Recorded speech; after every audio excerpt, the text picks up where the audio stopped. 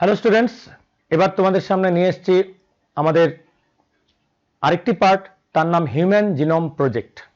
এটাও তোমাদের সিলেবাসে খুব ইম্পর্টেন্ট এবং যেগুলো তোমাদের ডেসক্রিপটিভ কোশ্চেন, বড় কোশ্চেন, তার মধ্যে এটা বারবার থাকে, হিউম্যান জিনোম প্রজেক্ট।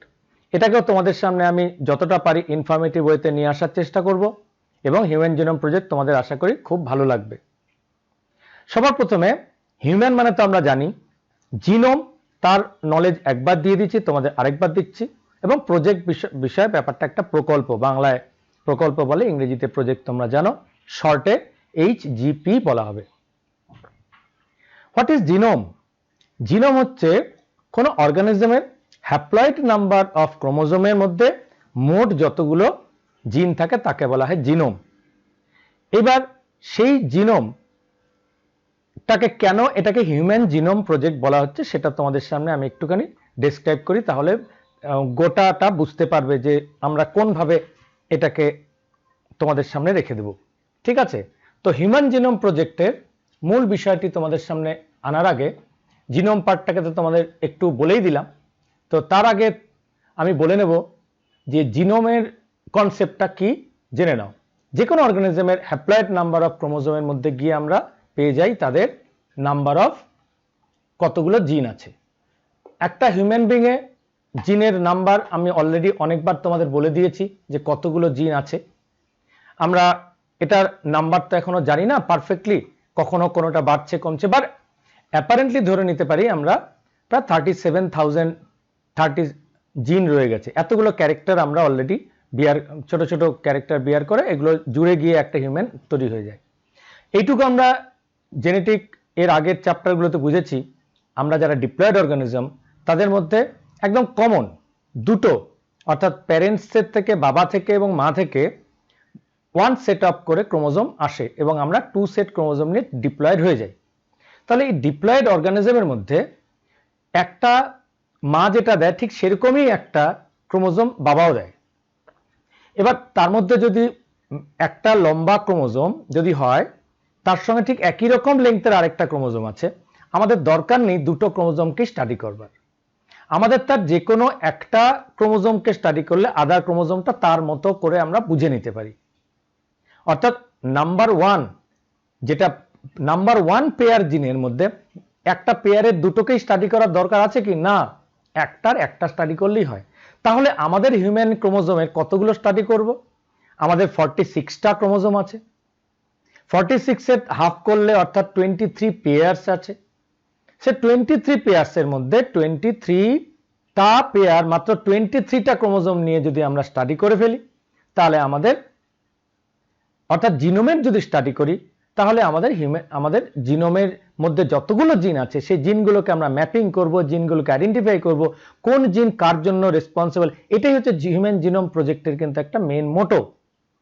আজকে আমার চোখ তৈরি হলো, সেটা এক্স্যাক্টলি কোন জিনে আছে, অর্থাৎ সেই চোখের মধ্যে কোনো প্রবলেম, আমরা যদি সেই জিনটাকে কারেক্ট করতে পারি বা জিনের মধ্যে কোডগুলোকে কারেক্ট করে দিতে পারি, তাহলে মেবি আমার চোখের প্রবলেমটা দূর হয়ে যেতে পারে, আমরা ফরম্যাট করে দিতে পারি। অর্থাৎ তার আগে তো আমরা ফিউচার জেনেটিক্সকে এইভাবে আমাদের কিন্তু পড়তে হবে, জানতে হবে। তার জন্য হিউম্যানকে নিয়ে যেহেতু আমরা স্টাডি করছি, এর আগে র্যাট বা অন্যান্য কিছুর জিনোম নিয়ে স্টাডি করা হয়েছিল, কিন্তু যখন বিরাট বড়ভাবে যখন ওই জিনোম স্টাডি করাগুলো সফল বা সাকসেস হয়েছে, তখন একটা বিরাট ড্রিম প্রজেক্ট নেওয়া হয়।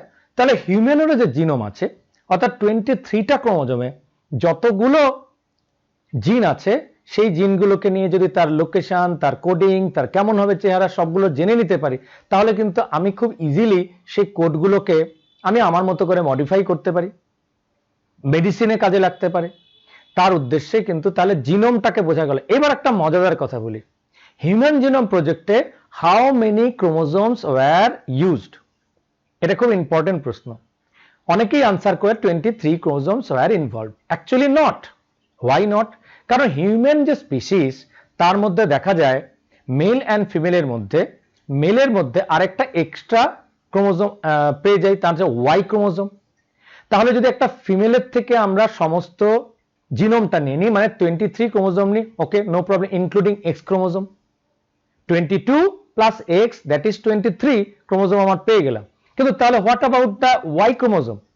যদি আমি হিউম্যান বিং এরটা নিই, বা মেল হিউম্যান বিং এর নিই, তাহলে আমরা যদি একটা ওয়াই নিই তাহলে তো আমার আরেকটা এক্সও লাগবে, তাহলে হয় এক্স অথবা ওয়াই তার সঙ্গে আমাকে অ্যাড করে দিতে হবে। যদি মেল নিই তার সঙ্গে একটা অ্যাড এক্স করতে হবে, যদি ফিমেল নিই তাহলে একটা ওয়াই কে অ্যাড করতে হবে, অর্থাৎ one chromosome will be plus, অর্থাৎ that is 23 plus 1, that is 24 chromosome study করা হয় হিউম্যান জিনোম প্রজেক্টে। ভেরি ভেরি ইম্পর্টেন্ট কথাটা বললাম, আশা করি বুঝতে পেরেছো। বুঝতে না পারলে আমাকে হোয়াটসঅ্যাপ করবে। মেল যদি হয়, মেলের মধ্যে আমরা হ্যাপ্লয়েড নাম্বারটা নিই 23, তার মধ্যে মনে করো একটা ওয়াই ক্রোমোজোম নিয়েছি, তার সঙ্গে কাকে অ্যাড করব, তার সঙ্গে একটা এক্স ক্রোমোজোমও তো আছে অস্তিত্ব হিউম্যানের মধ্যে, ফিমেল হোক না কেন বা মেলের মধ্যে, সেই এক্সটাকে ইনক্লুড করে 24 ক্রোমোজোম হয়ে গেল। আবার যদি আমি একটা ফিমেল নিই, তার একটা এক্স আছে, তার ওয়াইটা কোথায় গেল, ওয়াইটাকেও অ্যাড করতে হবে, তখনও 24 হয়ে যায়। তাহলে এইভাবে করে কিন্তু আমার হিউম্যান জিনোম প্রজেক্টের টোটাল নাম্বার অফ যে ক্রোমোজোম আছে সেই ক্রোমোজোমগুলোকে আমরা এখানে অ্যাড করতে পারি। তাহলে হিউম্যান জিনোম প্রজেক্ট আমরা এটাকে যদি ভালো করে স্টাডি করি, এটা যে ড্রিম প্রজেক্ট কেন ছিল সেটাকে আমরা এখন একটু একটু বোঝার চেষ্টা করব। তাহলে চলো আমরা হিউম্যান জিনোম প্রজেক্টের মেন মোটোতে চলে আসি, যে DNA sequence make each individual different. আজকে আমাদের মধ্যে ছোট ছোট যে ভ্যারিয়েশন গুলো আসে, যে ডিফারেন্ট গুলো আসে, সেই ভ্যারিয়েশন কেন হয়? ডিএনএ সিকোয়েন্সের মধ্যে স্মল স্মল ভ্যারিয়েশন থাকে। সেই ভ্যারিয়েশন গুলো জানলেই আমাদের জানা দরকার, হিউম্যান জিনোম প্রজেক্টে সেটা জানবো। Let's determine the DNA sequence in human genome project. Very dream project, it's a mega project, because প্রচুর পয়সা খরচ হওয়ার ব্যাপার আছে। And main important is determination of human DNA sequencing using genetic engineering techniques. আমরা জেনেটিক ইঞ্জিনিয়ারিং যে পার্টগুলোকে সেই টেকনিককে use করে হিউম্যান জিনোম প্রজেক্ট করব। এই চ্যাপ্টারটিকে জেনেটিক্সের বা জেনেটিক ইঞ্জিনিয়ারিং এর যে চ্যাপ্টারটি আছে সেটি করানোর পরে করালে সব থেকে ভালো বুঝবে। আশা করি কিছু জিনিস তোমরা এখন পড়ে যাও, জেনেটিক ইঞ্জিনিয়ারিং পার্টটা যখন পড়াবো তখন আরো পরিষ্কার হয়ে যাবে তোমাদের এই নলেজটা। Let's proceed for other informations. প্রত্যেকটা ইনফরমেশন কিন্তু তোমাদের যে রাইটিংস লিখতে হবে, যে লেখা পাবে, বই থেকে লিখতে হবে, তার থেকে এক্সট্রাক্ট করে আনা, সেগুলো তোমরা বুঝতে পারবে। আমি এক এক করে বলে যাচ্ছি, একটু স্পিডে বলবো, বুঝতে অসুবিধা হবে না আশা করি। সো এটা হচ্ছে হিউম্যানের ক্যারিওটাইপ অ্যান্ড ইডিওগ্রাম। এখানে 23 পেয়ার্স অফ ক্রোমোজোম দেখানো আছে, তোমরা জানো। এবার each cell has 23 pairs of chromosome and haploid human genome contains 3 billion base pairs. 3 billion base pairs. Haploid human genome contains 3 billion, not million, billion. এই বিলিয়নে base pairs আছে। এটিজিসি যেভাবে অ্যাডিনিনের সঙ্গে থাইমিন, গুয়ানিনের সঙ্গে সাইটোসিন, সাইটোসিনের সঙ্গে গুয়ানিন, এভাবে বেস পেয়ারে আছে। মনে রাখা হবে এই প্রত্যেকটার যে কস্ট ছিল একটা খুব ইম্পর্টেন্ট পার্ট, এর cost was very high. One base pair তখনকার সময় কস্ট ছিল $3। এটা কিন্তু যখন তৈরি হয়েছিল, কারণ এটা 1990-তে এটা মোটামুটি এন্ট্রি নিয়েছে, 2003-তে সেটা আমাদের রেজাল্ট চলে এসছে। তাহলে 1990-র আশেপাশের যে রেটটা সেটা বলা হচ্ছে। এবং 3 বিলিয়ন বেস পেয়ার্স যদি এখানে ইউজ করা হয় পার বিলিয়নে, তাহলে তার খরচটা কত গিয়ে দাঁড়ায়? 9 × 10⁹ ডলার। 9 × 10⁹ মানে হচ্ছে, জানো তোমরা, তার পেছনে ডলার লাগালেই আমাদের একটা কস্ট বেরিয়ে আসবে। So huge cost. এবার ডেটা অ্যানালাইসিস দরকার আছে, তার মানে ওই সময়ের মধ্যে 1990-র পরে দেখা যাচ্ছে কম্পিউটারের একটা বিরাট বড় রেভলিউশন এসে গেছে। সেই রেভলিউশনে আমাদের খুব বেশি সুবিধা হয়েছে, যে কম্পিউটার ডেটা অ্যানালাইসিস ক্ষেত্রে, অর্থাৎ একে আমাদের লিখে রাখার দরকার নেই, লিখতে গেলে বই দরকার হতো এত বেশি যে সেটা আমরা লিখে রাখতে পারতাম না। এবার দ্যাট ইনফরমেশনগুলোকে স্টোর করতে হবে, এবং সেই ইনফরমেশনগুলো স্টোর করতে গেলে দেখো একটা খুব ছোট্ট ডেটা দিয়ে রাখা হয়, এটা অনেক জায়গায় থাকে, যে 3300 বুক দরকার, যে বুকের মধ্যে 1000 পেজ যদি থাকে, এতগুলো বই দরকার আছে। আর টেকনোলজি, এটা ওল্ড টেকনোলজিতে করা সম্ভব নয়, এবং লটস অফ কম্পিউটার্স মধ্যে ছোট ছোট ডেটা আকারে যদি এই বিলিয়ন বিলিয়ন আমাদের বেস পেয়ারের যদি ইনফরমেশন রেখে দেওয়া যায় তাহলে হিউম্যান জিনোম প্রজেক্ট সাকসেস হবে। তাহলে দেখো হিউম্যান জিনোম প্রজেক্টটা সাকসেস হওয়ার জন্য কস্ট একটা ফ্যাক্টর ছিল। সেই কস্ট ফ্যাক্টরটায় স্যাঙ্গার ইনস্টিটিউট, ইউএসএ, কানাডা, এরকম করে চায়না, জাপান, এরা সকলে কন্ট্রিবিউট করেছে, রিসার্চ দিয়ে কন্ট্রিবিউট করেছে, মানি দিয়ে কন্ট্রিবিউট করেছে। হ্যাঁ, এখানে ইন্ডিয়ার রোলটা সেরকম ছিল না। India big poor country, Asian কান্ট্রিগুলো সেটা কন্ট্রিবিউট করেনি। রেজাল্ট আমরা সকলে পাচ্ছি, ঠিক আছে। হয়তো আমরা ডেভেলপ কান্ট্রি হয়ে গেলে আমরা হয়তো কিছু ডোনেট করতে পারতাম, যদিও পরে রিসার্চ ফিল্ডে আমাদের অনেক কাজ হচ্ছে, কিন্তু সেই ডোনেশনটা আমাদের তখন ছিল না। তাহলে সেই বুকের বা বইয়ের এতগুলো বই 3300 বুকসের রিপ্লেসে আমরা কম্পিউটারের ডেটাকে এখানে ঢুকিয়ে দিতে পারি।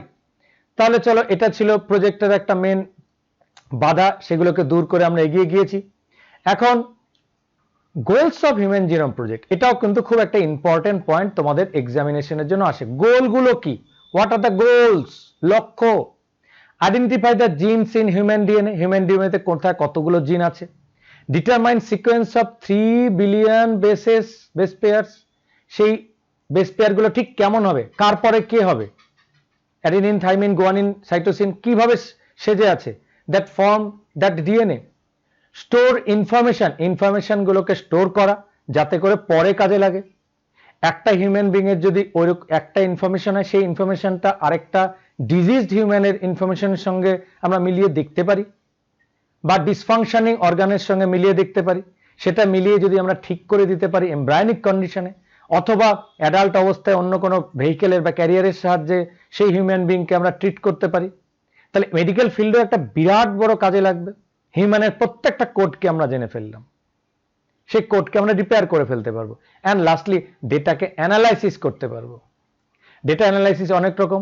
আমরা হিউম্যান বিং এর কি করে একটা হিউম্যান বিং এর মধ্যে দয়া, মায়া, ভালোবাসা আসে, কার মধ্যে ক্রুয়েলিটি আসে, সেটার জন্য কি ডিএনএ বা ডিএনএ মধ্যে থাকা জিনের মধ্যে থাকা কোনো কোড কি কোনো প্রবলেম ক্রিয়েট করে, সেটাও আমরা এই হিউম্যান জিনোম প্রজেক্ট যদি আরো বেশি পরিমাণে একে আমরা অ্যানালাইসিস করি বুঝতে পারবো।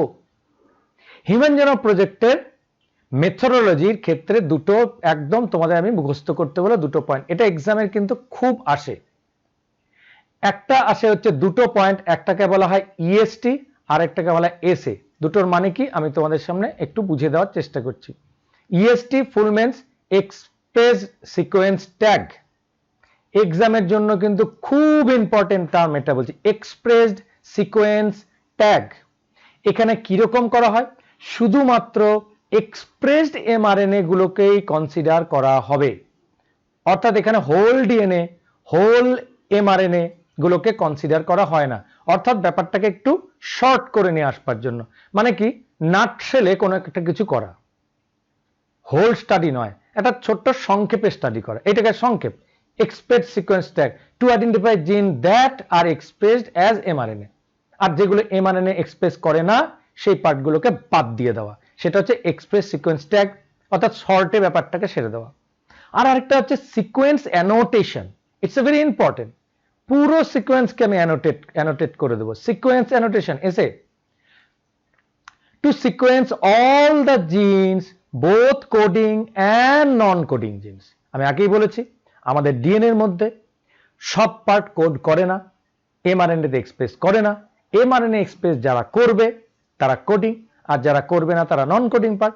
কিন্তু সিকোয়েন্স অ্যানোটেশনে কোডিং পার্টকে আমরা স্টাডি করব, নন কোডিং পার্টকে স্টাডি করব, হোল ডিএনএ কে স্টাডি করব 24 ক্রোমোজোমের মধ্যে, to relate different regions as sequence to দেওয়ার ফাংশন।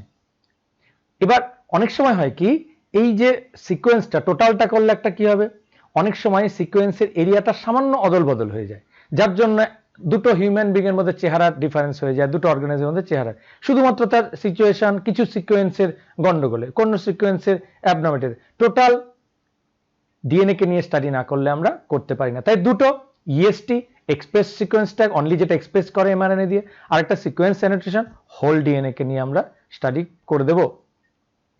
এবার হাউ ডিএনএ সিকোয়েন্সড ডিএনএ কে কি করে প্রসেস করা হয়, প্রত্যেকটাকে আমরা 1 বাই 1 একটু ডিসক্রাইব করে যাচ্ছি, তোমরা পাবে, এগুলো বইতেও পাবে।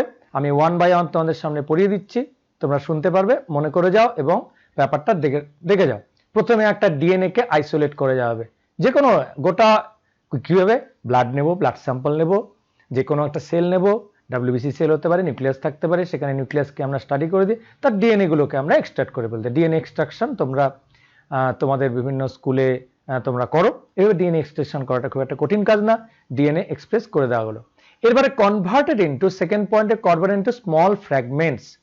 এইখানে একটা জেনেটিক ইঞ্জিনিয়ারিং এর ফর্মুলা তোমাদের আগেই বলে দিচ্ছি, এর আগে যদিও তোমাদের যদি কোর্সটা করাতে না দেরি হয়, তো এখান থেকে কিন্তু শিখে নাও যে কিভাবে ওই ডিএনএ এর এত বড় লম্বা ডিএনএ, কারণ ডিএনএ আমি বলেছি 2.2 মিটার, তাকে আমরা ছোট ছোট ছোট ছোট পিস পিস করে কেটে দেবো। কি করে কাটবো? কাটার জন্য আমাদের এন্ডোনিউক্লিয়াস দরকার হয়। এন্ডোনিউক্লিয়াস কোথায় পাওয়া যায়? পাওয়া যায় ব্যাকটেরিয়াতে অথবা ইস্টে।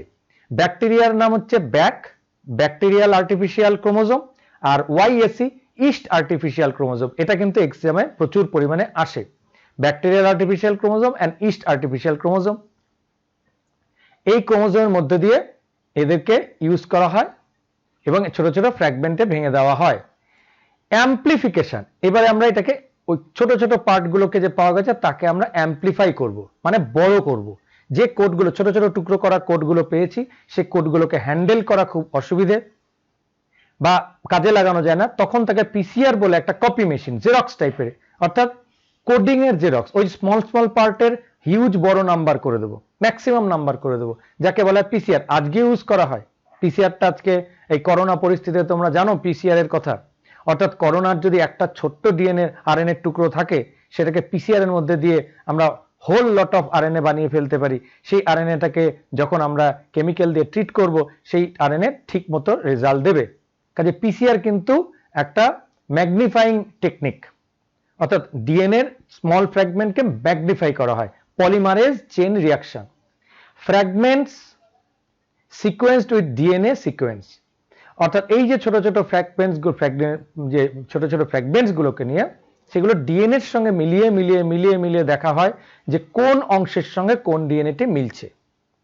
প্রথমে তাকে কোড করে নেওয়া হলো, কোডগুলোকে আইডেন্টিফাই করা হলো, সেই আইডেন্টিফিকেশন করার পর ডিএনএ এর উপরে চালিয়ে দেওয়া হলো যে কোন কোড কোথায় গিয়ে ম্যাচ করে গেল।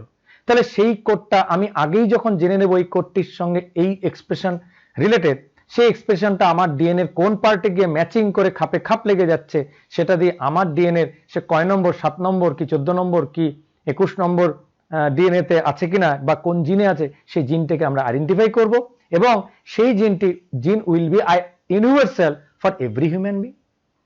আমার হিউম্যান বিং এর যদি আমার আইব্রো যে জিনটা দিয়ে কোড করছে, সে আমরা আইব্রোটা ছোট আছে, কারো আইব্রো খুব বড় আছে, কেন ছোট আর বড় হচ্ছে? তার মধ্যে জিনের সিকোয়েন্সের মধ্যে কোনো ডিফারেন্স নিশ্চয়ই আছে, কোনো এক্সপ্রেশনে গন্ডগোল আছে। তো সেগুলো আমরা গন্ডগোল বলে তার চেঞ্জ আছে, অর্থাৎ সেটা আইব্রো যদি হয়, চোখ যদি হয়, যে কোনো অর্গান যদি হয়, তাহলে বাদ বাকি অর্গানের মধ্যে আমরা খুঁজে বের করতে পারবো। এইভাবে করে আমরা ডেটাগুলোকে অ্যানালাইসিস করার জন্য computer helps very much important role. Features of human genome project highly important, প্রত্যেকটা পয়েন্ট কিন্তু তোমাদের এখানে পড়ে রাখতে হবে, কি কি ফিচার আছে হিউম্যান জিনোমের, সেগুলো 1 বাই 1 আমি তোমাদের কাছে একটু বলে যাচ্ছি, শুনে নাও। প্রত্যেকটা পয়েন্ট টুকে রাখবে। Human genome has 3 billion nucleotide base, important, এর আগে বলেছি। সাইজ অফ দ্য জিন ভ্যারিজ, হাউএভার অ্যান অ্যাভারেজ জিন হ্যাজ 300 বেস পেয়ার, এটা আগের একেবারে প্রথমেই তোমাদের যে স্লাইড দেখিয়েছিলাম সেখানে আছে।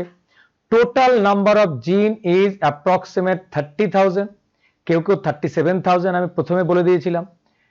লেস দ্যান 2% জিনস আর অ্যাকচুয়ালি কোডস প্রোটিন, মানে তারা জেনেটিক্যালি অ্যাক্টিভ, তার মানে এটাই বলেছিলাম। বাদ বাকি 98% বা 97% DNA is inactive in our human body or any organisms body.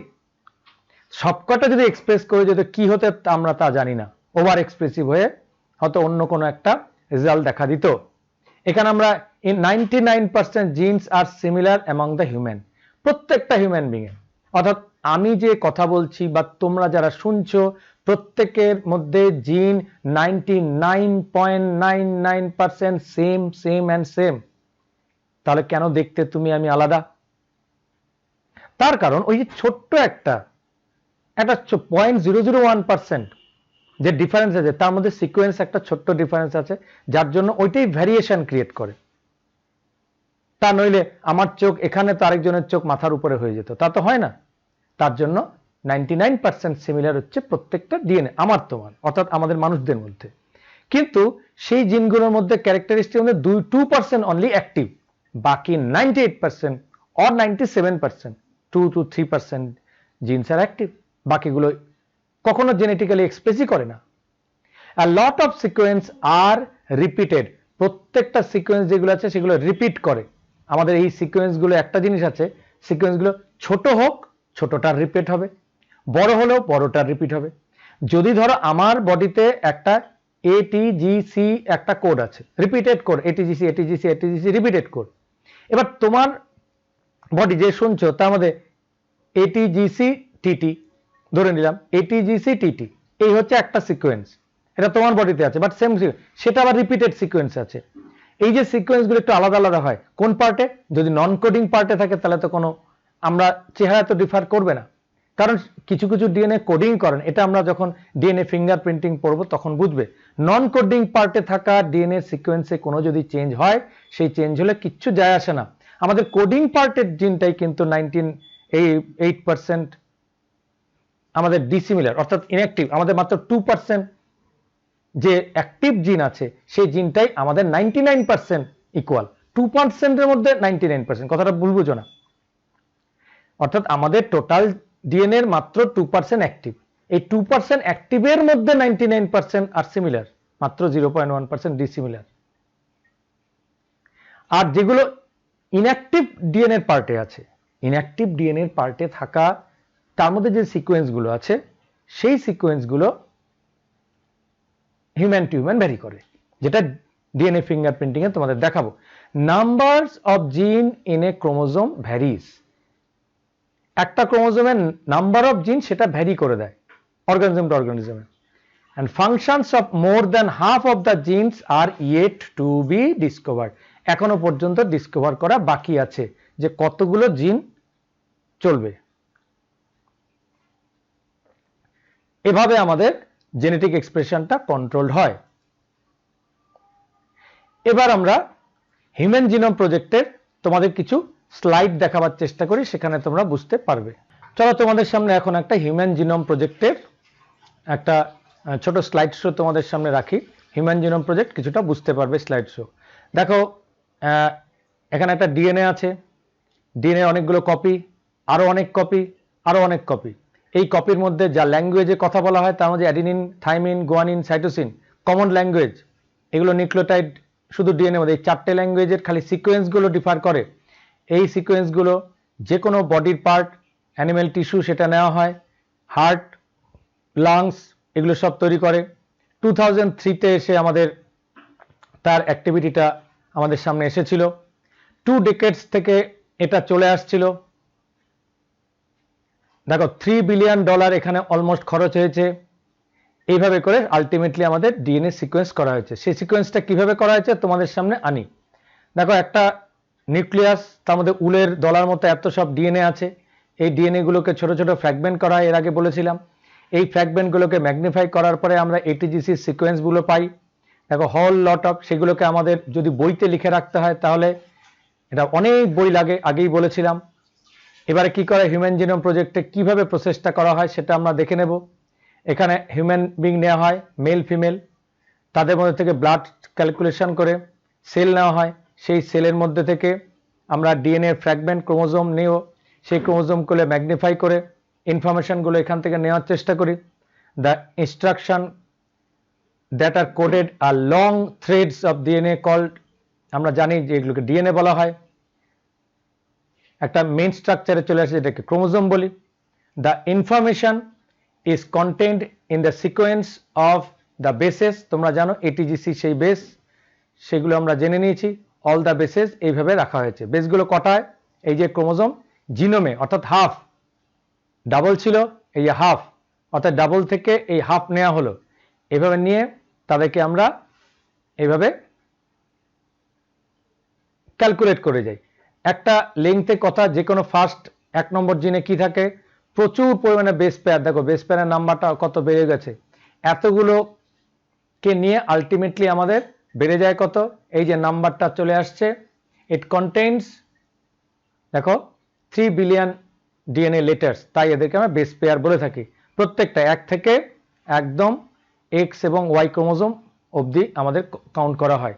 তার জন্য যে কান্ট্রিগুলো হেল্প করেছিল, আমরা US, United States, France, United Kingdom, Germany, Japan, China এবং the Sanger institute, very important ইনস্টিটিউটের কথা বলেছি, এরা সকলে হেল্প করেছিল। এবার একটা ছোট্ট ইনফরমেশন দিয়ে দিই, 1, 6, 9, 10, 13, 20 এবং নাম্বার এক্স, এই জিনগুলোকে সিকোয়েন্স করার জন্য ইউকের স্যাঙ্গার সেন্টার, এটা জানো, নাও ওয়েলকাম ট্রাস্ট স্যাঙ্গার ইনস্টিটিউট এই সিকোয়েন্সগুলো করেছিলেন। দেখো নামগুলো দিয়ে যাচ্ছে 1, 6, 9, 10, 11, 13, 20, 22 অ্যান্ড এক্স, প্রত্যেকটা ওয়েলকাম ট্রাস্ট স্যাঙ্গার ইনস্টিটিউট এরা করেছিলেন। দেখো কোন দেশের কতটুকু কন্ট্রিবিউশন ছিল সেটা একটা কালার দিয়ে দেখিয়ে দেওয়া হয়েছে।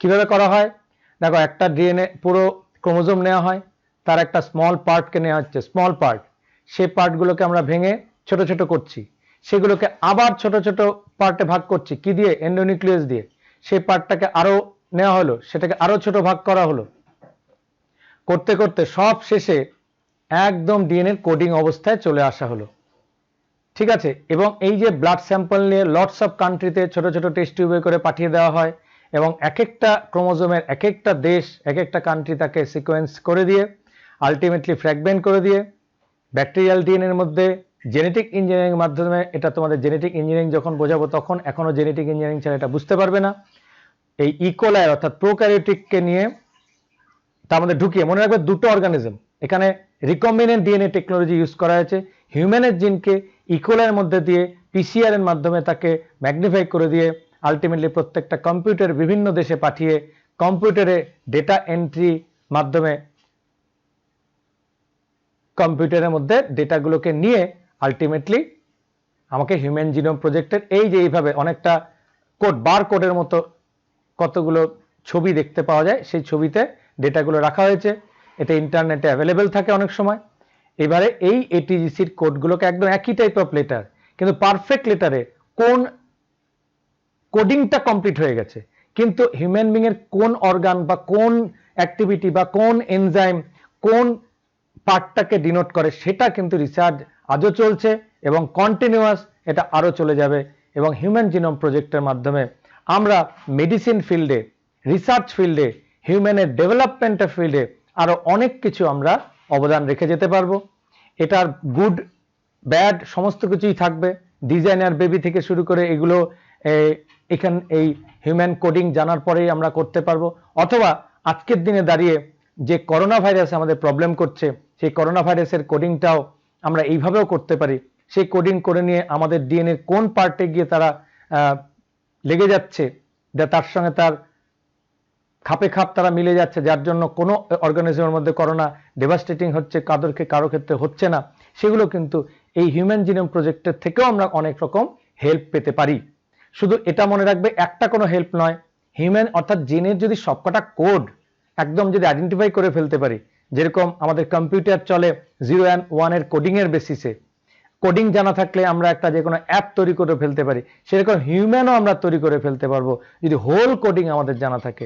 সেটা ব্যাড এফেক্ট কি গুড এফেক্ট সেটা অন্য কথা, কিন্তু আমরা একটা এক্সিস্টিং হিউম্যান বিং এর যদি কোথাও কোনো প্রবলেম হয়, ত্রুটি হয়, সেটাকে কারেক্ট করতে পারবো এই কোডিং সিস্টেমের মধ্যে দিয়ে। তাহলে হিউম্যান জিনোম প্রজেক্ট এখানে তোমাদের খুব ভালো কাজে লাগবে।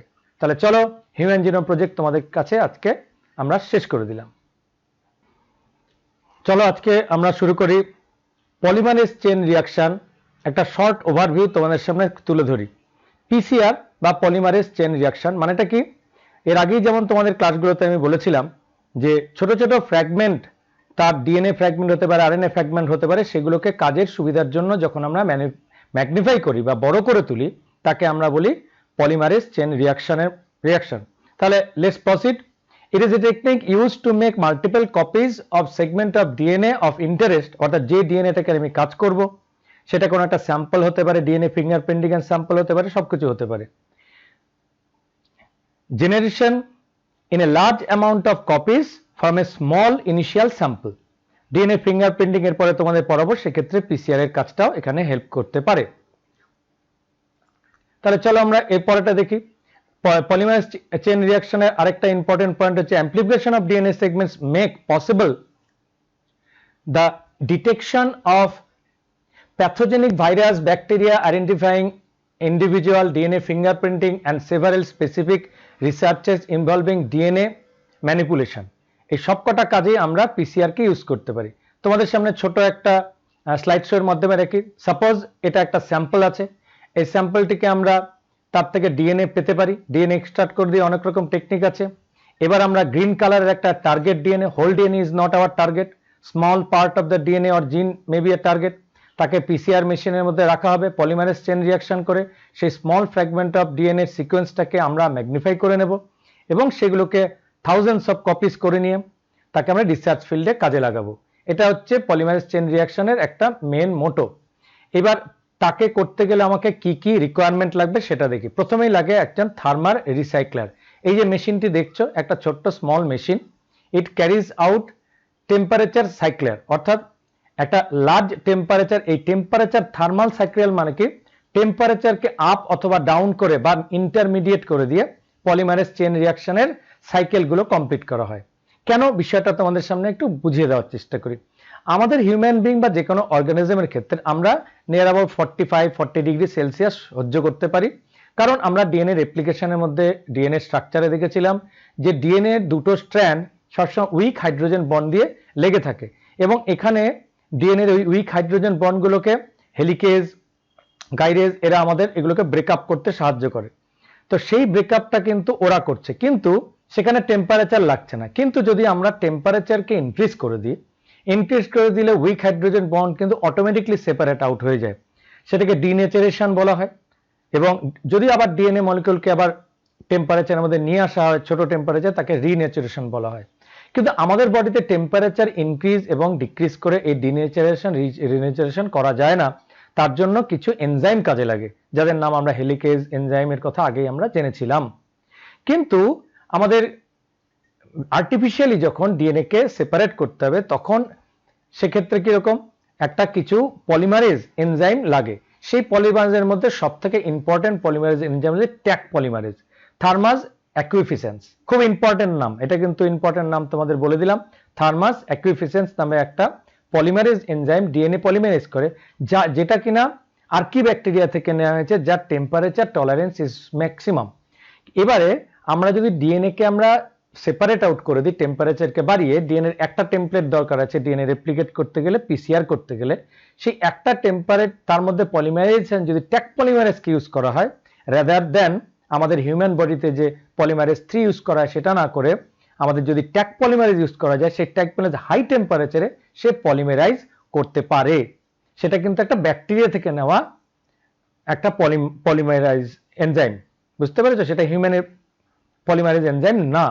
তাহলে যেহেতু থার্মাল রিসাইক্লার ইউজ করা হবে, অর্থাৎ থার্মাল রিসাইক্লার এখানে কাজটা করে ডিএনএ স্ট্র্যান্ডগুলোকে সেপারেট আউট করে দেয় এবং আবার যখন টেম্পারেচার কমিয়ে দেওয়া যাবে, আবার সেগুলো রিনেচার করে যাবে, অর্থাৎ কাছাকাছি আবার উইক হাইড্রোজেন বন্ডগুলো জোড়া লেগে যাবে। এই জন্যই থার্মাল রিসাইক্লার যে মেশিনটি ইউজ করা হয়। কি করা হবে, এখানে ডিএনএ টার্গেট সিকোয়েন্স তোমরা দেখতে পাচ্ছ, এখানে গ্রিন কালারের টার্গেট ডিএনএ, সেটাকে নিয়ে প্রাইমার রাখা হবে। ডিএনএ রেপ্লিকেশনের সময় মনে ছিল যে আরএনএ প্রাইমার ইউজ করা হয়, অর্থাৎ পলিমারেজ রিঅ্যাকশনটাকে স্টার্ট করে দেওয়ার জন্য, এবং তারপরে গিয়ে সেখানে নিউক্লিওটাইড অ্যাড করা হবে। আর্টিফিশিয়াল নিউক্লিওটাইড আমরা অ্যাড করে দিতে পারি। এরপরে এখানে পলিমারেজ, কোন পলিমারেজ? পলিমারেজটার নাম হচ্ছে ট্যাক পলিমারেজ, কারণ ট্যাক পলিমারেজ হাই টেম্পারেচার টলারেট করবার ক্ষমতা আছে। প্রত্যেকটাকে নিয়ে একসঙ্গে আমরা টেস্ট টিউবের মধ্যে ঢেলে দেব। এবার সেই টেস্ট টিউবটাকে নিয়ে গিয়ে থার্মাল রিসাইক্লারের মধ্যে একটা, সেখানে এটাকে রেখে এই কন্ট্রোলার দিয়ে তাকে আমরা কন্ট্রোল করব, টেম্পারেচার বাড়াবো, মিডিল করব এবং আবার কমাবো। এইভাবে করে আমরা thousands of copy of target DNA করতে পারবো। আমার এখানে আবার বলছি গ্রিন কালারের টার্গেট ডিএনএ। সাইকেল 1, সাইকেল 1-এ কি করা হয়?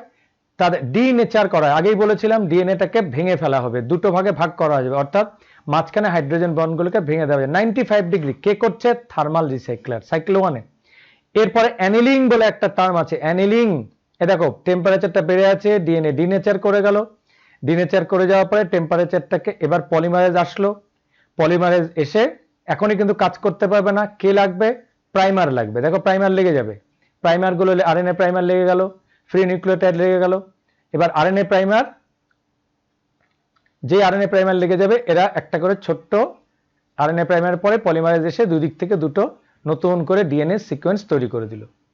এটা কোথায়, ডিনেচার করার পরে যখন অ্যানিলিং করা হলো, এবারে এক্সটেনশন করছে 72 ডিগ্রি সেলসিয়াসে। সাইকেলটা আবার দেখি, এবার একটা সাইকেলে দুটো ডিএনএ তৈরি হয়ে গেল, নতুন ডিএনএ কপি হয়ে গেল, মানে একটা ম্যাগনিফিকেশন শেষ। সাইকেল 2 আবার ডিনেচারেশন, অর্থাৎ পুরো ডিএনএ স্ট্র্যান্ডগুলোকে আবার আলাদা করে দেওয়া হলো, আলাদা হয়ে গেল। এরপরে চলে আসবে অ্যানিলিং, অ্যানিলিং পার্টের মধ্যে কে আসবে, আরএনএ প্রাইমারগুলোকে প্রত্যেকটা সেগমেন্টের শুরুতে লেগে যাবে, প্রত্যেকটা শুরুতে 55-65 ডিগ্রি সেলসিয়াসে লেগে গেল। এখনো কিন্তু পলিমারেজ কাজ করবে না, টেম্পারেচার আবার যখন 72 তে নিয়ে যাওয়া হবে তখনই পলিমারেজ আসবে। এই পলিমারেজ চলে এলো, নতুন করে আর একটা ডিএনএ তৈরি হয়ে গেল, নতুন ডিএনএ তৈরি হয়ে গেল। আবার কি করাবে, আবার সাইকেল 3, ঠিক আছে, সাইকেল 3 ডিনেচারেশন, আলাদা হয়ে গেল। অ্যানিলিং এর সময় কে আসবে, আবার অ্যানিলিং এর সময় সেই ট্যাগ পলিমারেজ আসবে এবং তার আগে আরএনএ প্রাইমার গুলো আসবে। টেম্পারেচার খুব কমিয়ে দেওয়া হয়েছে। তারপরে আবার 72 ডিগ্রি সেলসিয়াসে আবার পলিমারেজ এসে নতুন ডিএনএ সেগমেন্ট করবে। এইভাবে গ্রিন কালারের ডিএনএ গুলো কিন্তু ম্যাগনিফাই হয়ে গেল, কপি বেরিয়ে গেল অনেকগুলো, এবং এভাবে একটা থার্মাল রিসাইকেলের মধ্যে অনেকটা সময় রাখার পরে আমরা হিউজ নাম্বার অফ কপি পেয়ে যাই। সেম ডিএনএ পেয়েছিলাম একটা স্মল পার্টিকুলার ফ্র্যাগমেন্টস, সেই ফ্র্যাগমেন্টগুলো দিয়ে আলটিমেটলি এই দেখো আমাদের টার্গেট ডিএনএ ছিল, আলটিমেটলি অনেকগুলো ছোট ছোট করা হলো। সেই সাইকেলের সাইকেল 3, 4, 5 এভাবে দেখো মেশিনের মধ্যে 5, তাতে কতগুলো ডিএনএ ফ্র্যাগমেন্ট, এইভাবে করে নাম্বার অফ ডিএনএ ফ্র্যাগমেন্ট এই টেস্ট টিউবের মধ্যে বেড়ে যাচ্ছে। দেখো টাইম দেওয়া হয়েছে 23 আওয়ার্স, 33 আওয়ার্স, হ্যাঁ এইভাবে আওয়ার বেড়ে যাচ্ছে, number of DNA fragment copy, ultimately দেখো হিউজ নাম্বার অফ কপি আমার এখানে ডিএনএ তৈরি হয়ে গেছে, all has the same nucleotide. এবার আমার এখান থেকে সাম স্যাম্পল নিয়ে অল্প অল্প ড্রপলেটে করে নিয়ে, ওই একটা স্যাম্পলের অল্প অল্প ড্রপ নিয়ে আমি আমার রিসার্চ ওয়ার্ক করে যাব। কি কি রিসার্চ ওয়ার্ক, আমাদের মধ্যে ডিএনএ ফিঙ্গারপ্রিন্টিং থেকে শুরু করে সবগুলোই এই পলিমারেজ রিয়াকশনের মধ্যে দিয়ে করা যায়। ইভেন আজকের কোভিড পরিস্থিতিতে তোমরা জানো যে এইভাবেই পিসিআর টেকনিককে ইউজ করে ডিএনএ বা আরএনএ এর নাম্বারকে বাড়িয়ে দিয়ে রিসার্চ ওয়ার্ক করা হচ্ছে। এই থার্মাল রিসাইক্লারে টেস্ট টিউবটা দেখে অবাক হয়ে যাবে, it's a very small and minute test tube. এই দেখো এত ছোট্ট মাইনিউট টেস্ট টিউব এখানে ঢুকিয়ে দেওয়া হয়, সেই টেস্ট টিউব ঢুকিয়ে আমাদের এই সাইকেলগুলো করা হয়। তাহলে শর্টে তোমাদের সামনে পিসিআর এর মূল বিষয়বস্তুটা রাখলাম। আমার এই স্লাইড এবং আমার তার সঙ্গে ন্যারেশন এবং কথা বলা আশা করি তোমরা বুঝতে পারলে যে কিভাবে পিসিআরটা হয়। পিসিআর করার পরে তোমাদের এখন আমি শুরু করব ডিএনএ ফিঙ্গারপ্রিন্টিং। হ্যালো স্টুডেন্টস, আবার আমরা চলো শুরু করে দিই আমাদের এই যে নতুন টপিক, তার নাম ডিএনএ ফিঙ্গারপ্রিন্টিং। এর আগে তোমাদের কাছে পিসিআর বা পলিমারেজ চেইন রিঅ্যাকশনটা তোমাদের সামনে তুলে ধরেছি। আশা করি ডিএনএ ফিঙ্গারপ্রিন্টিং এর আগে ওই ক্লাসটা তোমাদের খুব ভালো কাজ করবে। তা ডিএনএ ফিঙ্গারপ্রিন্টিং বিষয়টা কি সেটা তোমাদের সামনে তুলে ধরতে গিয়ে আমি কয়েকটা কথা বলছি। ধরো কারোর প্যারেন্টহুড জানা নেই, একজন মানুষ তার প্যারেন্টহুড জানতে চাইছে যে সত্যিকারের তার বাবা বা মা কে, সেক্ষেত্রে ডিএনএ ফিঙ্গারপ্রিন্টিং কাজে লাগতে পারে। অথবা কোথাও কোনো ক্রাইম হয়েছে, সেই ক্রাইমের যে ক্রাইম করেছে সে পালিয়ে গেছে, তার কোনো বডির পার্ট বা নমুনা সেগুলো রয়ে গেছে, সেই বডি ফ্র্যাগমেন্ট বা পার্টগুলোকে নিয়ে সেগুলোকে ম্যাগনিফাই করে দিয়ে সে অরিজিনাল সাসপেক্টেড হিউম্যান বিং এর ব্লাডের সঙ্গে মিলিয়ে, তার ডিএনএর সঙ্গে মিলিয়ে দিয়ে যদি দেখা যায় সেই ডিএনএর স্যাম্পলটা মিলে গেছে, তাহলে আমরা বুঝতে পারবো অরিজিনাল ক্রিমিনাল কে।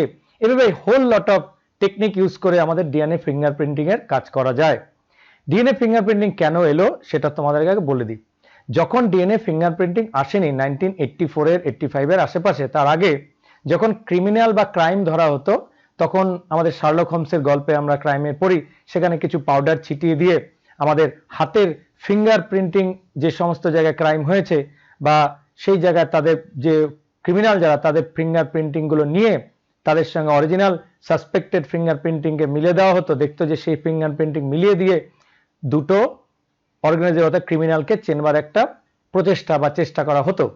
সেই ফিঙ্গারপ্রিন্টিং এর মধ্যে অনেক লুপহোলস ছিল, যদিও সেটা অনেকটাই যখন তখনকার টেকনিকে ওটাই ছিল সব থেকে আধুনিক বা সবথেকে ইউজেবল, কিন্তু এখনকার দিনে আরো বেশি সূক্ষ্ম বা পারফেক্ট রেজাল্ট আমরা পেতে পারি ডিএনএ ফিঙ্গারপ্রিন্টিং টেকনোলজি দিয়ে। যদিও এখানে ফিঙ্গারপ্রিন্টিং এর অরিজিনাল টেকনিকটাই ইউজ করা হয় না, কারণ ফিঙ্গারপ্রিন্টিং এ যেভাবে একটা রেজাল্ট পাওয়া যেত সেরকমই রেজাল্ট ডিএনএ কে ম্যাচ করিয়ে করা হয় এবং ফিঙ্গারপ্রিন্টিং এর মতো রেজাল্ট পাওয়া যায়, তাই জন্য এটাকে ডিএনএ ফিঙ্গারপ্রিন্টিং নাম দেওয়া হয়েছে। এর সঙ্গে রিয়েল ফিঙ্গারপ্রিন্টিং এর কোনো মিল নেই।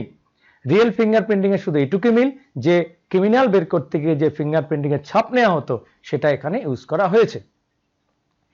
এবং এই ডিএনএ ফিঙ্গারপ্রিন্টিং যখন কাজ করেন তিনি এই যে এই ভদ্রলোক যাকে তোমরা দেখতে পাচ্ছ, এনার কথা আমরা এখানে খুব বেশি পরিমাণে বলতে বা বুঝতে পারি। His name was Alec Jeffrey, university of Leicester, United Kingdom এর মধ্যে আছে। ঠিক আছে, অ্যালেক জেফ্রি, ইনি দেখেছো কালার ছবি মানে অনেকটাই আধুনিক ছবি, বুঝতে পেরেছো। The technique to compare DNA sequence of two individuals, ইন্ডিভিজুয়ালের ডিএনএ সিকোয়েন্সকে কম্পেয়ার করা হয়। Chances are very less than two individuals would have exact same DNA, এটা খুবই লেস, এটা চান্সটা খুবই কম হয়, যেটা অ্যালেক জেফ্রি বলেছিলেন। একদম যে সেম হতে পারে না তা নয়, ওই 99% ক্ষেত্রে ডিফারেন্ট হবে, 1% সিমিলার হলেও হতে পারে। কোথায়? সিকোয়েন্স, কোন সিকোয়েন্স সেটাই বুঝবো, যে সিকোয়েন্সের ক্ষেত্রে আমরা এটা আস্তে আস্তে চেষ্টা করব। Sequence like how to individuals already have same জিন ফিঙ্গারপ্রিন্ট, অর্থাৎ এই সিকোয়েন্সটা কিরকম, দুটো সেম ইন্ডিভিজুয়ালের যেরকম আমরা ফিঙ্গারপ্রিন্ট এক হতে পারে না সেরকম ভাবেই এখানেও সেটাকে ইউজ করা যাচ্ছে, তার জন্য টার্মটা ফিঙ্গারপ্রিন্টিং রাখা হয়েছে, অলরেডি তোমাদের বলে দিয়েছি। ডেভেলপড বাই অ্যালেক জেফ্রি, এর নামটা বলেছি। ইউজড ইন, এটাই খুব ইম্পর্টেন্ট। আর ডিজিজ কজিং এজেন্ট সেটাতে ইউজ করা যেতে পারে। ফিঙ্গারপ্রিন্ট দিয়ে যে হয় না, অর্থাৎ সেম সিকোয়েন্স গুলোকে ইউজ করা যেতে পারে। ফাইন্ডিং ক্রিমিনালস অলরেডি বলেছি। রিলেশনশিপ বিটুইন পিপল, অর্থাৎ ব্লাড রিলেশনশিপ আছে কিনা সেটা আমরা, বা নন ব্লাড রিলেশনশিপ আছে কিনা সেটা আমরা এখান থেকে বুঝতে পারি। দেখো বেসিস অফ ডিএনএ ফিঙ্গারপ্রিন্টিং কোন জায়গাটায় আমরা এখানে কাজ করবে সেটা তোমাদের সামনে একটু তুলে ধরছি। কিরকম দেখো,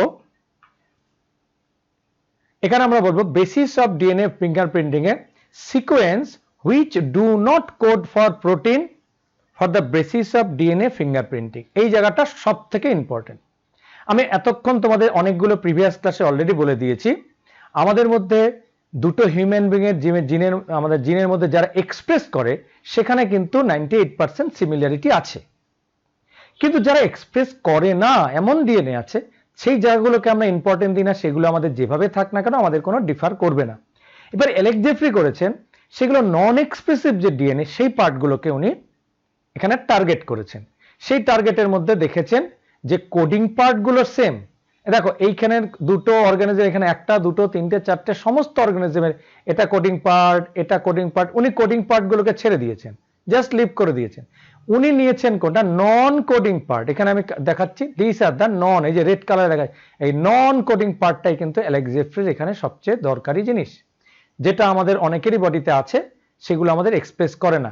তাই নন কোডিং পার্টের ডিফারেন্স আছে কি নেই তা দিয়ে আমাদের এক্সট্রা এক্সপ্রেশনে কোনো ডিফার করে না, আমরা মানুষ তো মানুষের মতোই সকলে দেখতে হই। নন কোডিং পার্টে কিছু স্পেশালিটি হয়, কিরকম? ইন্ডিভিজুয়াল টু ইন্ডিভিজুয়ালে কিছু রিপিটেটিং সিকোয়েন্স থাকে। এখানে রিপিটেটিং সিকোয়েন্সের মধ্যে ধরো এখানে আমরা 1 2 3 4, যেমন AGTA একটা সিকোয়েন্স রিপিট করছে, আবার AGTA, আবার সিকোয়েন্স AGTA, এগুলো রিকোয়েস্ট, এগুলো রিপিটেটিং সিকোয়েন্স। এবং আরেকটা অর্গানিজমে হতে পারে সেই সিকোয়েন্সটা একটু লম্বা হলো, সেটাও একটা রিপিট করছে, রিপিটেটিং সিকোয়েন্স। এটা কিন্তু এবার ওই রিপিটেটিং সিকোয়েন্স গুলোকে অ্যালেক জেফ্রি নাম দিয়েছেন দুটো নাম। একটা নাম দিয়েছিলেন VNTR, variable number tandem repeats, variable number tandem, ছোট ছোট পার্টগুলোকে ট্যান্ডেম বলা হয়। রিপিটস, এগুলো রিপিট করে। ইন্ডিভিজুয়াল টু ইন্ডিভিজুয়াল ভ্যারাইটি দিয়ে এগুলো রিপিট করে। But coding parts are same for all individual. একটু পরে ব্যাপারটা ক্লিয়ার হবে।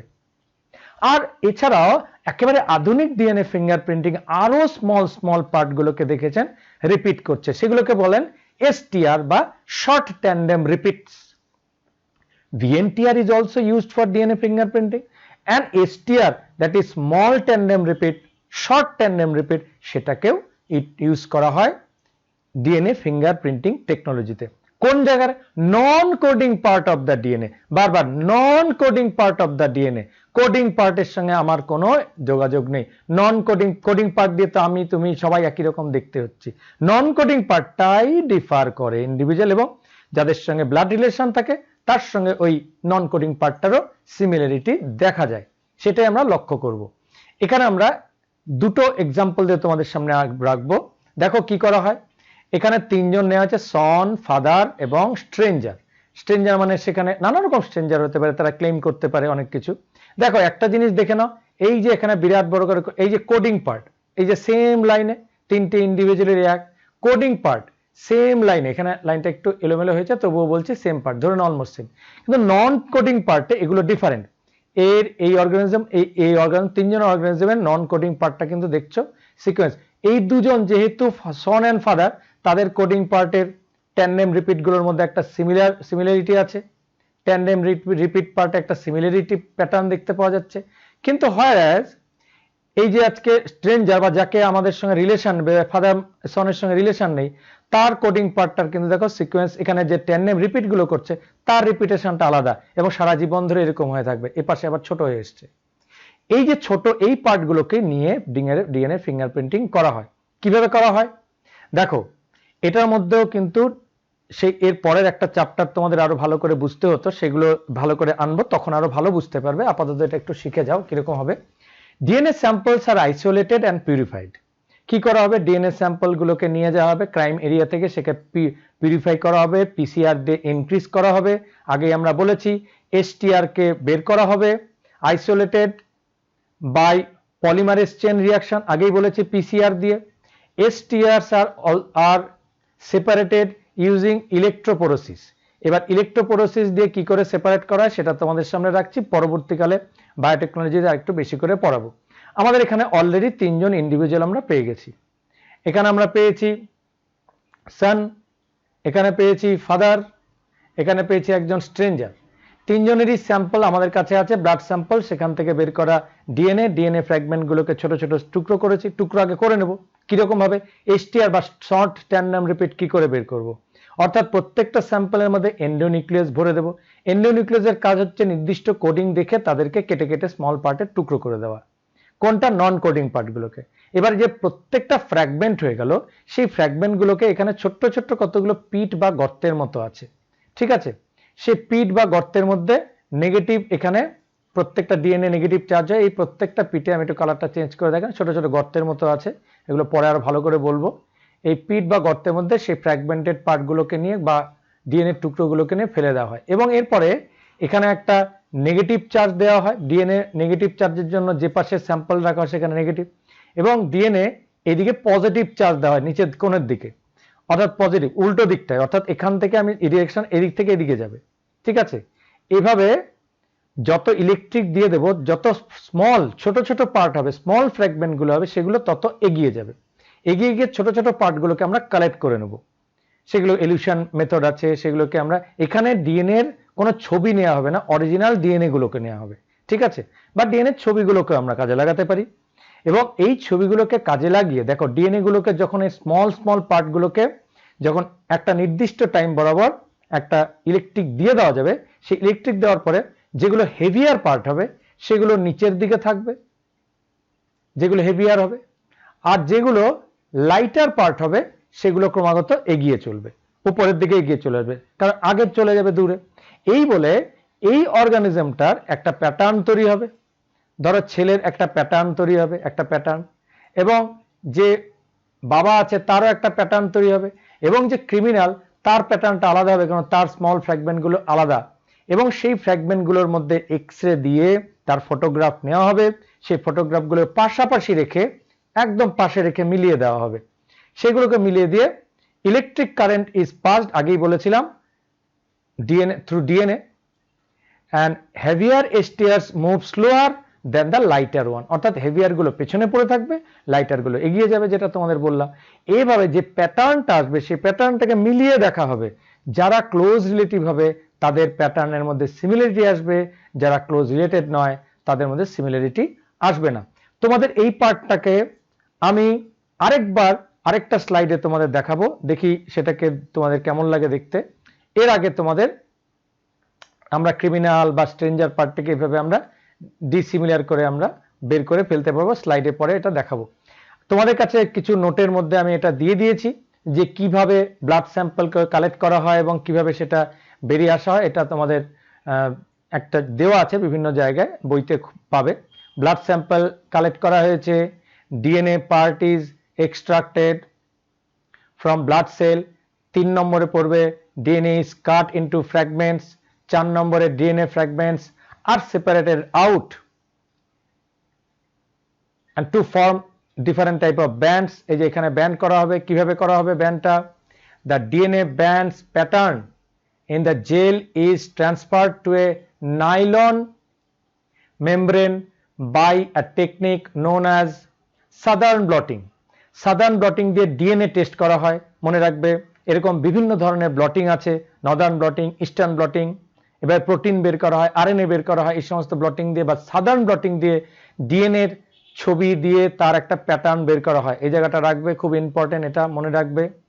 এবার আমরা এখান থেকে 6 নাম্বার স্টেপে যাব। The radioactive DNA probes is prepared. Radioactive probe মানে কি? কিছু ছোট ছোট পার্টিকেল থাকবে যার মধ্যে আগে থেকে রেডিওঅ্যাক্টিভিটি দিয়ে দেওয়া হবে এবং সেই রেডিওঅ্যাক্টিভ গুলোকে মিলিয়ে দিয়ে যেখানে যেখানে ডিএনএ যতদূর অবধি ডিএনএ যেভাবে করে যে ফ্র্যাগমেন্ট দিয়ে দূরে দূরে ডিএনএ গুলো সেপারেটেড আউট হয়ে গেছে জেল ইলেকট্রোফোরেসিসের মধ্যে ছোট ছোট ব্যান্ড গুলো, কারণ আমার তো ডিএনএ ছবি দরকার, এখানে রিয়েল ডিএনএটা আমার দরকার নেই। এখন সেই ছবিটাকে নিতে গেলে এই পরবর্তী টেকনিক গুলো করতে হয়।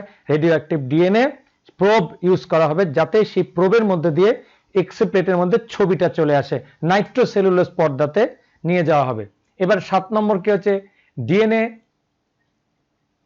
কে নিয়ে এখন প্রোবকে ইউজ করে দিয়ে to separate the DNA sequence on the membrane. Nitrocellulose এক ধরনের পেপার হয়, সেই নাইট্রোসেলুলোজ মেমব্রেনে সেপারেট আউট করে দেওয়া হয়। এটা 7 নাম্বার স্পেস। 8 নম্বরে expressed DNA probe is washed out. এটা এক্সপ্রেস নয়, এক্সেস ডিএনএ, যেটা অতিরিক্ত ডিএনএ গুলো আছে, যে ডিএনএ গুলো আমার দরকার নেই সেগুলো প্রোব থেকে এক্সেস সরিয়ে দেওয়া হয় এবং প্রোব গুলো থেকে যায়। প্রোব কাকে বলা হয়? প্রোব মানে আমার ইউটিলিটি, যাকে ইউজ করা হয়। যেমন অনেক সময় কেউ গরবা নাচের সময় হাতের মধ্যে একটা ডান্ডিয়া নাচের সময় তারা ডান্ডাকে প্রোব হিসেবে ইউজ করে। প্রোবটা তাকে চিহ্নিত করতে সাহায্য করে। প্রোব ছাড়া খালি হাতে নাচা যাবে না।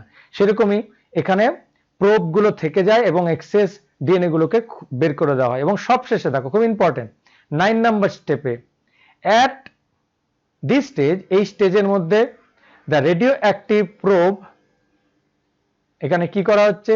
Radio active probe is bounded with DNA pattern on the membrane the DNA fingerprinting process. এবং এইভাবেই ডিএনএ ফিঙ্গারপ্রিন্টিংটা প্রসেস করা হয়, অর্থাৎ নাইট্রোসেলুলোজ পেপারের মধ্যে গিয়ে তাকে ফিঙ্গারপ্রিন্টিংটা নিয়ে নেওয়া হয় আলটিমেটলি। দেখো 10th নাম্বার পেজে the X-ray film is placed to meet the membrane to detect the radioactive pattern। এবং রেডিওঅ্যাক্টিভ প্যাটার্নটা কিরকম হবে সেই ওই যে প্রোব গুলোর মধ্যে, দেখুন প্রোব ছাড়া ছবিটা উঠবে না, পরপর স্টেপ গুলো এখানে রেখে দিতে হবে। সেই প্রোব লাস্টলি আমাদের এই হলো আমাদের 10th, এই যে আলটিমেটলি এটা আমার টার্গেটেড অথবা গোল যেটা পেলাম আমরা, এইভাবে করে একটা ব্যান্ড পেয়ে যাব।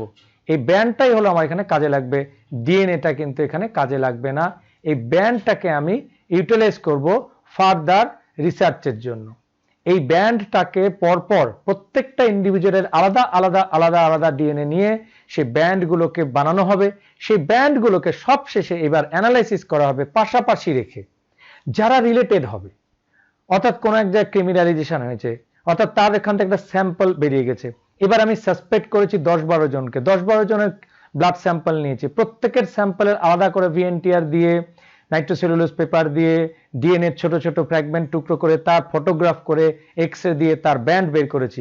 সব শেষে যখন আমরা ফরেনসিক ডিপার্টমেন্টে পাঠিয়ে দেব, তারা তখন প্রত্যেকটা ব্যান্ডকে সিমিলারিটি মিলে দেখবে।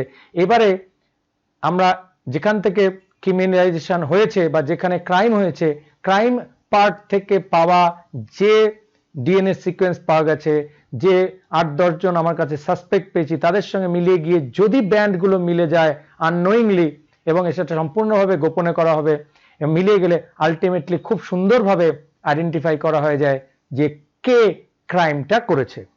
এবার চলো আরেকটা স্লাইড দিয়ে আমরা ডিএনএ ফিঙ্গারপ্রিন্টিংটা আরেকটু ভালোভাবে বুঝিয়ে আজকে এটাকে শেষ করছি। চলো আমরা ডিএনএ ফিঙ্গারপ্রিন্টিং টেকনিকটাকে একটু বোঝার চেষ্টা করি। এতক্ষণ যেটা দেখেছি তিনি শর্টে তোমাদের সামনে তুলে ধরছি। ডিএনএ ফিঙ্গারপ্রিন্টিং দেখতে কেমন হয় উপর দিকে দেখছো, অ্যালেক্স জেফ্রি 1984-এ ইউনিভার্সিটি অফ লিজেস্টারের ছবিটা দেখতে পাচ্ছ, আর তার সঙ্গে যে ছবিটি আছে আমি চিনি না সে কে, তোমরা চিনতে পারলে ভালো কমেন্ট করবে কে ছিল। আচ্ছা, যদিও তার কোনো ব্যাপার নেই, এখানে কোনো রোলই নেই, কিন্তু তবুও ছবিটা দিয়ে দিলাম। আচ্ছা, এসটিআর ভিএনটিআর তোমাদের আগেই বলেছি শর্ট ট্যান্ডেম রিপিটস, এবং VNTR variable number tandem repeat কোথায় থাকে? Non coding part of the DNA, non coding রিজিয়নের মধ্যে। কিরকম থাকে? এজিটিএ এজিটিএ এজিটিএ, এটা কারো ক্ষেত্রে, আবার কারো ক্ষেত্রে জিএটিএ জিএটিএ জিএটিএ। আমরা এই নন কোডিং পার্টগুলোকে নিয়ে কাজ করব। এখানে 3 জন মানুষকে আমরা দেখিয়েছি। জিন পার্টগুলোকে ইয়েলো পার্টে দেখছো পরপর সেম জায়গায়, 3টে মানুষেরই জিন পার্টগুলো সেম আছে express part, but non express পার্টে কারো ক্ষেত্রে 10টা, কারো 14টা, কারো 5টা উপর থেকে নিচে আসছে, আবার কারো একটা সাইডে 12, 7, 10 এগুলো ডিফারেন্ট টাইপ অফ আছে কোথাও, এই যে, বাট জিন পার্টগুলো সেম, সেই জন্য সবকটা হিউম্যান বিং একই রকম হবে। নন কোডিং পার্টগুলো ডিফারেন্ট করে, তাই আমরা নন কোডিং পার্টগুলোকে রেখে দিলাম, কোডিং পার্টগুলোকে বাদ দিয়ে দিলাম। বাদ দিয়ে দিলে 10, 14, 5, 12, 7, 10 স্মল পার্টগুলোকে এখানে আমরা নেওয়ার চেষ্টা করব। তারপরে জেল ইলেকট্রোফোরেসিসের মাধ্যমে গিয়ে সেটাকে এ বি সি 3টে জায়গায় রাখবো। হুইচ ক্রিমিনাল বের করতে গিয়ে আমরা জেল ইলেকট্রোফোরেসিসের মধ্যে রেখে দিয়েছি। মাইনাস সাইডে, পজিটিভ সাইডে দেখো ছোট ছোট করে একটা প্যাটার্ন দেখা দিল ব্যান্ডের। সেই ব্যান্ডগুলো কিভাবে হবে? সেই নাইট্রোসেলুলোজ পেপারে প্রোব দিয়ে এক্সরেতে সেগুলো ছবি তোলার পরে এরকম একটা দেখতে আসবে। আসার পরে তোমরা এখন পরিষ্কারভাবে বুঝতে পারছো এখানে 1, 2, 3, 4 ব্লাড স্যাম্পলটা আমরা ক্রিমিনালের ক্রাইমের জায়গা থেকে পেয়েছি। আমরা কোনটা ক্রাইম নিশ্চয়ই তোমরা প্যাটার্ন দুটো দেখতে পাচ্ছ, যে এখানে যেটি এটা হাসি মুখের একটি ছোট ছেলে দেখা যাচ্ছে, তার সঙ্গে প্যাটার্ন মিলে যাচ্ছে, তাহলে ক্রিমিনালটা আমরা বের করে ফেললাম। যে সেম ডিএনএ সিকোয়েন্স দিয়ে ভিএনটিআর দিয়ে বা ভ্যারিয়েবল নাম্বার ট্যান্ডেম রিপিট এবং শর্ট ট্যান্ডেম রিপিটের মধ্যে দিয়ে ছোট ছোট পার্ট দিয়ে আমরা ডিএনএ ফিঙ্গারপ্রিন্টিং এখানে বের করে ফেলতে পারবো। তাহলে চলো আমরা আমাদের মলিকুলার বেসিস অফ ইনহেরিটেন্স যে চ্যাপ্টারটি করাচ্ছিলাম সেই চ্যাপ্টারের একেবারে এন্ডে চলে এসেছি, এবং এই চ্যাপ্টারটি তোমাদের খুব ইম্পর্টেন্ট, অনেকগুলো কোশ্চেনের আনসার করাবে। তারপরে যে চ্যাপ্টারগুলো আমরা একে একে করিয়ে যাব সেগুলো তোমরা খুব interesting easy type of chapter. আমি দেখি এরপরে সেই চ্যাপ্টারগুলোকে নিয়ে আসবো তোমাদের সামনে, এবং তোমরা খুব ক্লাসগুলো নর্মাল করে যাবে। আমি আশা করি ডিসেম্বরের মধ্যে সমস্তটা শেষ হয়ে যাবে। এরপরে এই ক্লাসগুলো ছিল খুব বিগ ক্লাস, তারপরে আমরা খুব শর্ট ক্লাসের মধ্যে দিয়ে কিন্তু খুব তাড়াতাড়ি সিলেবাসটা শেষ করতে পারবো। আশা করি তোমরা অনেক অলরেডি যে বেসিক কঠিন চ্যাপ্টারগুলো আমরা করিয়ে ফেলছি সেগুলো করিয়ে ফেললে তোমাদের কিন্তু অলরেডি অনেক নলেজ চলে আসবে। আমরা যদি করোনা পরিস্থিতি থেকে বা এই সমস্ত যে পরিস্থিতি চলছে সেগুলো থেকে যদি তাড়াতাড়ি এগিয়ে যেতে পারি তাহলে তোমাদের কাছে একদম সামনাসামনি বসে করা যাবে। আদারওয়াইজ ইউটিউবেই থাকতে হবে যতদিন না পর্যন্ত আমরা চারিদিকে সেফ এনভায়রনমেন্ট পেয়ে যাচ্ছি।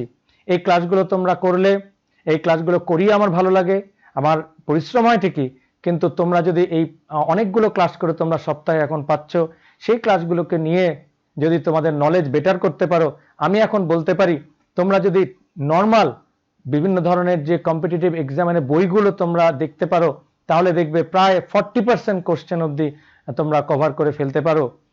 আমরা এত লম্বা এরপরে আর ক্লাস হবে না, অনেকটা 1 মাসের উপরে সময় লেগে গেল এই চ্যাপ্টারটা কমপ্লিট করতে, কিন্তু পরবর্তী চ্যাপ্টারগুলো এত সময় লাগবে না, খুব অল্প অল্প সময়ের মধ্যে চ্যাপ্টারগুলো কমপ্লিট হয়ে যাবে। কিছু চ্যাপ্টার আমি তোমাদের সেলফ স্টাডি আপাতত করে রাখতে বলেছি, তারপরে দেখবে অন টাইম অর্থাৎ তোমাদের ধৈর্য রেখে ডিসেম্বর অবধি তোমাদের টাইমটা রাখতেই হবে, সেখানে গিয়ে আমরা সিলেবাস শেষ করব এবং তারপরে ডিসেম্বরের পরে গিয়ে আমরা যখন কোশ্চেন সলভ করব 1 by 1 তারপরে কিন্তু আমাদের প্রিপারেশনটা আরো কমপ্লিট হবে। এখন তোমরা প্রত্যেকটা ইনফরমেশন নিয়ে যাও, আমরা মিড অফ দ্য সেশনে আছি। তারপরে আস্তে আস্তে এরপরে শর্ট চ্যাপ্টার, ছোট চ্যাপ্টার আমরা তাড়াতাড়ি করে ফেলতে পারবো। এগুলো ছিল বেসিক। এরপরে বায়োটেকনোলজি আছে, মলিকুলার বেসিসের পর ডিজিজ আছে, খুব ইম্পর্টেন্ট চ্যাপ্টার, ওয়েস্ট ম্যানেজমেন্ট আছে, অথবা ইকোসিস্টেম আছে, এবং হিউম্যান রিপ্রোডাকশন, যে পার্টটা ইজি আমি ভাবছি সেগুলো একেবারে শেষের দিকে করাবো। তোমরা চাইলে প্রথমেও করাতে পারে। হিউম্যান রিপ্রোডাকশনটা শেষের দিকে করালে কি হবে, তোমাদের সামনে হিউম্যান রিপ্রোডাকশনের যে কোশ্চেনগুলো আসবে তোমরা ইমিডিয়েটলি আনসারগুলো দিতে পারবে, কারণ হিউম্যান রিপ্রোডাকশন থেকে হিউজ কোশ্চেন আসে। আমি ভাবছিলাম এগুলো কোনো এক্সাম চলে এলে হিউম্যান রিপ্রোডাকশনটা তোমাদের করিয়ে দেবো। হিউম্যান রিপ্রোডাকশন থেকে আইএসসিতে স্পেশালি আসে, সিবিএসইতেও হিউম্যান রিপ্রোডাকশন থেকে প্রচুর কোশ্চেন আসে। আর যে চ্যাপ্টারটি করালাম এখান থেকেও অনেক কিছু অজানা কোশ্চেন আসে, যেগুলো তোমাদের জানা এবং ফিউচার বায়োলজিকে তোমাদের চোখের সামনে তুলে দিতে সাহায্য করলো। আমাদের এই ক্লাসগুলো দেখার জন্য, করার জন্য অনেক ধন্যবাদ। Tata, bye bye.